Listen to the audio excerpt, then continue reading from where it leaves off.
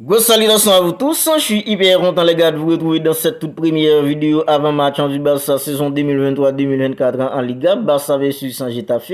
Alors les gars, je vais pas vous cacher ça, moi je suis hyper content les gars parce que la Liga reprend enfin son cours. Alors je sais que vous aussi vous êtes hyper content parce que le Barça c'est l'équipe que vous aimez tous.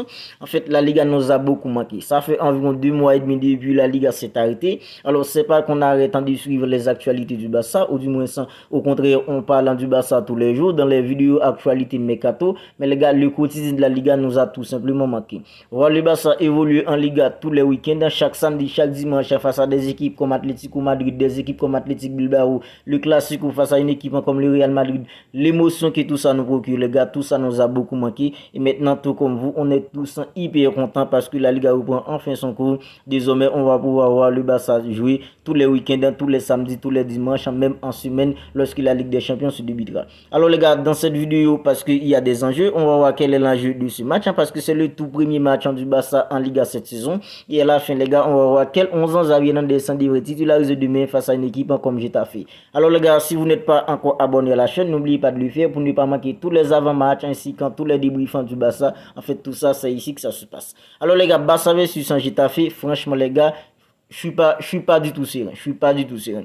Parce qu'une équipe comme Getafe, ça fait des années, à chaque fois le Barça se déplace face à une équipe comme Getafe, c'est toujours hyper compliqué pour le Barça. Même quand un joueur comme Lionel Messi était là, c'est toujours hyper compliqué pour le Barça face à une équipe comme Getafe.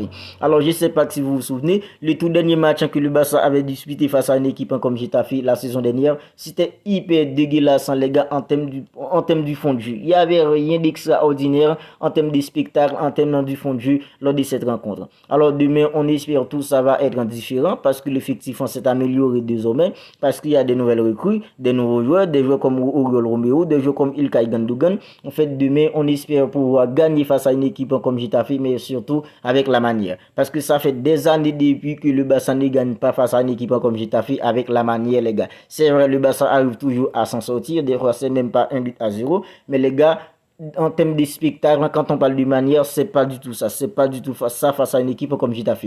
Parce que c'est une équipe hyper compliquée, surtout lorsqu'elle est chez elle. En fait, c'est une équipe qui joue bloc bas. C'est toujours hyper compliqué pour trouver le dos de sa défense. Ça, c'est toujours hyper compliqué pour permettre. En fait, demain, avec un jeu comme Ilkay Gundogan, un jeu comme Frenkie de Jong, Oriol Romeo, avec les 4 en milieu, on espère au moins ça va être différent face à une équipe comme Getafe demain, les gars. Parce que, franchement, les gars, le Barça pour le tout premier match en Liga nous offrir un spectacle hyper chiant. En fait, ça ne va pas nous plaire tout simplement. Ça ne va pas nous faire plaisir tout simplement parce que le Barça, c'est le Barça. C'est vrai, c'est pas le Barça de Xavi Hernandez, c'est pas le Barça d'Andrés Iniesta, c'est pas le Barça de Messi, mais le Barça reste tout de même le Barça et le Barça a des joueurs aujourd'hui pour nous régaler. C'est vrai, Getafe, c'est une équipe hyper compliquée à jouer, surtout c'est une équipe qui joue bloc bas, mais avec des jeux comme Frenkie de Jong qui a une technicité extraordinaire, avec un jeu comme Ilkay Gundogan qui peut temporiser, qui peut orienter le jeu, avec un jeu comme Oriol Romeo devant de la défense dans le roulant du double pivot avec un jeu comme Frenkie de Jong. Alors les gars, on espère au moins demain voir des spectacles face à une équipe comme Getafe. Alors jusqu'à présent, on parle de ce qu'on aimerait voir en termes de spectacle, en termes du fond de jeu. Mais les gars, le plus important demain, c'est de gagner face à une équipe comme Getafe. Je sais que ça fait plusieurs années depuis que le Barça n'arrive pas à gagner une équipe comme Getafe avec la manière. Mais les gars, le 3 points, c'est le plus important. En fait, je sais quand c'est hyper compliqué de voir le Barça galérer face à une équipe comme Getafe en termes de spectacle, en termes du fond de jeu. Quand on sait ce que représente une équipe comme le Barça, quand on connaît l'ADN du Barça, parce que le Barça c'est une équipe qui a des jeux hyper forts techniquement, que ce soit en défense, au milieu ainsi qu'en attaque, ainsi que sur les côtés. Mais les gars, la victoire c'est ça le plus important parce que le Real Madrid joue aujourd'hui même, c'est notre plus grand rival. En fait, on s'en fiche du résultat du Real Madrid, que le Real gagnant ou pas. Nous, le plus important pour nous, c'est de gagner une équipe comme Getafe demain, prendre ces 3 points parce que la victoire d'aujourd'hui, c'est ça qui va vous booster pour toute la suite du championnat tout au long de la saison. En fait, je sais que c'est hyper compliqué parce qu'une équipe comme Getafe, comme je disais tout à l'heure, c'est une équipe qui joue bloc bas, c'est une équipe hyper compliquée à jouer. Et en plus, c'est une équipe qui essaie de gratter des minutes dès le début du match. Alors, cette saison, il y a des règles pour ça parce que si une équipe essaie de faire passer du temps inutilement, alors on pourrait avoir tout ça durant les temps additionnels. Alors, on verra comment ça va se passer face à une équipe comme Getafe demain.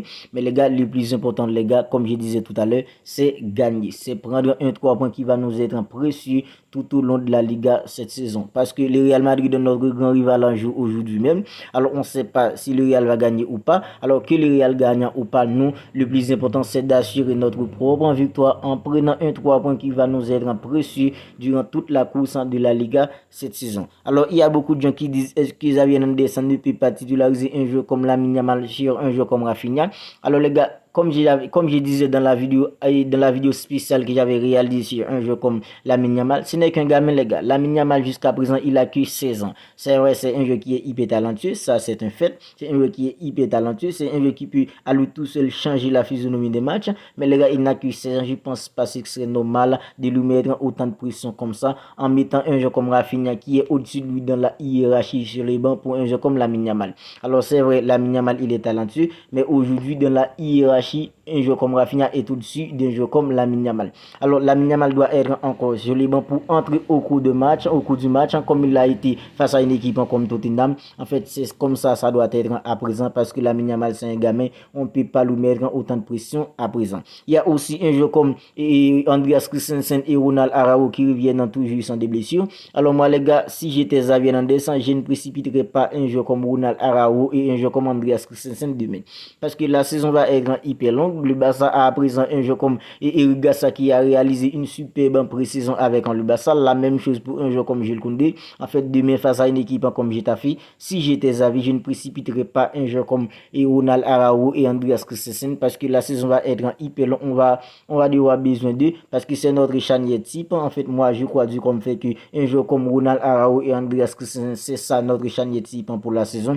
Mais ils reviennent toujours sans de blessures. On ne peut pas le précipiter demain face à une équipe comme Getafe. Surtout, c'est une équipe qui va mettre beaucoup d'intensité, beaucoup d'impact en physique parce que c'est une équipe qui joue bloc ball. En fait, je ne prendrais pas ce risque si j'étais Xavi Hernandez à un jeu comme Ronald Araujo et un jeu comme Andreas Christensen demain. Alors les gars, moi, si j'étais Xavi demain, le 11 que j'ai priorisé, ce serait Marc-André ter Stegen dans le but.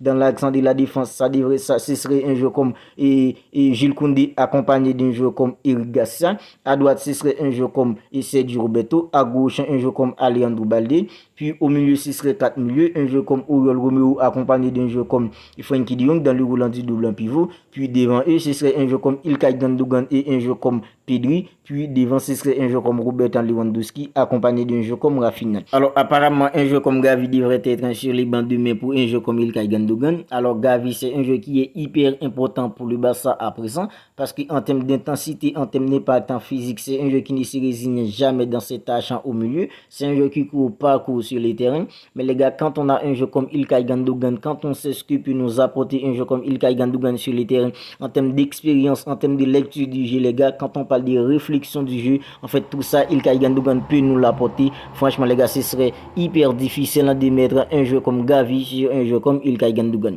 Alors, il y aura bien sûr des minutes pour tout le monde parce que la saison va être hyper longue. Un jeu comme Eric Garcia qui vient tout juste d'arriver dans l'effectif du Barça, il y aura des minutes pour tout le monde parce qu'il y aura la Coupe d'Espagne, la Super Coupe d'Espagne, tout ça, la Ligue des Champions, la Liga tout au long de la saison parce que la Liga c'est 38 en journée, les gars. Il y aura des minutes pour tout le monde. Maintenant, c'est comme ça devrait être apparemment. Un jeu comme Gavi devrait rester sur les bancs pour un jeu comme Ilkay Gundogan à présent parce que Ilkay Gundogan est beaucoup plus expérimenté que lui et Ilkay Gundogan aussi a beaucoup plus de football dans les jambes qu'un jeu comme Gavi à présent. C'est pas que je vexe un jeu comme Gavi, mais les gars, c'est ça la réalité parce que moi personnellement, je crois qu'un jeu comme Gavi aux côtés d'un jeu comme Ilkay Gundogan, il apprendrait plein de choses tout au long de la saison aux côtés d'un jeu comme Ilkay Gundogan, les gars. En fait, c'est comme ça devrait être à présent. Gavi, c'est notre golden boy, c'est un joueur qu'on apprécie tous, nous les fans du Barça, mais c'est comme ça doit être à présent.